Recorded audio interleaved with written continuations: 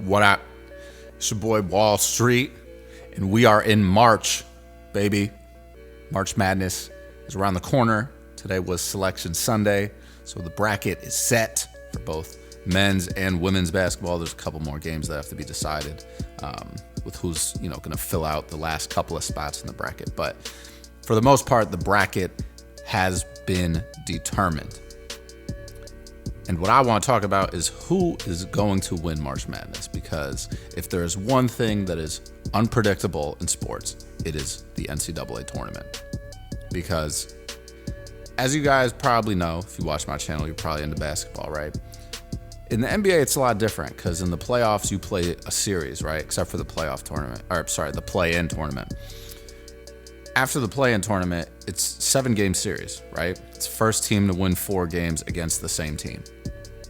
In a scenario like that, it's a lot easier to, say that the better team is going to win, right? Because you have multiple chances to prove that you're the better team. And if you really, if like a 1 seed loses to an 8 seed, it's a lot crazier of a thing just because you had multiple chances to let this not happen, right? In the NCAA tournament, it's not crazy to see a 16 seed upset a 1. It is a wild thing and we all get excited for it, but it's not unheard of and it's not crazy, right? We've seen all different types of matchups and in the most unpredictable way, right? But I'm reading some odds right now for, who people think are going to win the tournament, right? So we got Duke at number 1, which is pretty obvious, plus 340. We got Florida at plus 420. We got Auburn at plus 500. We got Houston at plus 750. And then after that, it starts to drop off a little bit. We got Alabama at plus 1700, Tennessee at plus 1900, and then Texas Tech at plus 2400. So I would honestly say I do think Duke probably has the best chance if we're just looking at it on paper, right? Because Duke has, 3 projected top 10 picks in Cooper Flagg, Con Nepal, and what's their center's name? I'm blanking on his name right now. Come on, Mollywock, right? So on paper, this is the team that is going to win, right? And Cooper Flagg recently sprained his ankle. They said that he's going to be good for the tournament, so I'm not too worried about that. But, they also have other great players. They also have Tyrese Proctor. They have Isaiah Evans. They have so many different guys. Sion James. There's so many guys that are projected to go in this draft that are really I haven't seen a team like this in college that has had this many projected draft picks in a while.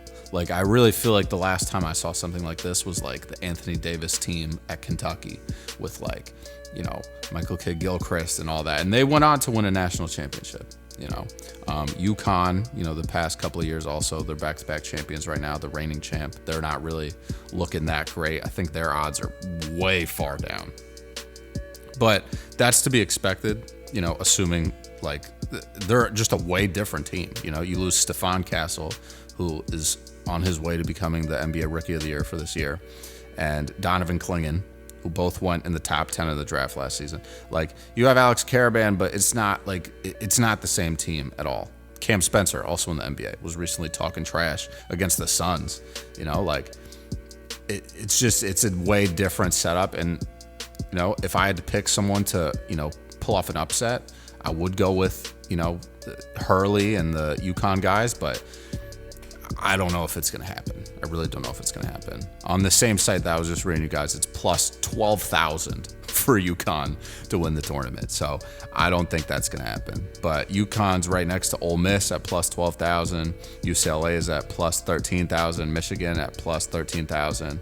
I like Michigan, honestly, a lot too. I love Danny Wolf. I think Danny Wolf is probably going to be one of the sleepers in this draft class, because he plays so uniquely, right? He's a big dude, nearly a 7-footer, can dribble the ball like a point guard. He's, a big guy, so it's really hard to move him. He plays very, very well in terms of his fundamentals, and he's really fun to watch, honestly. I like watching Michigan's games.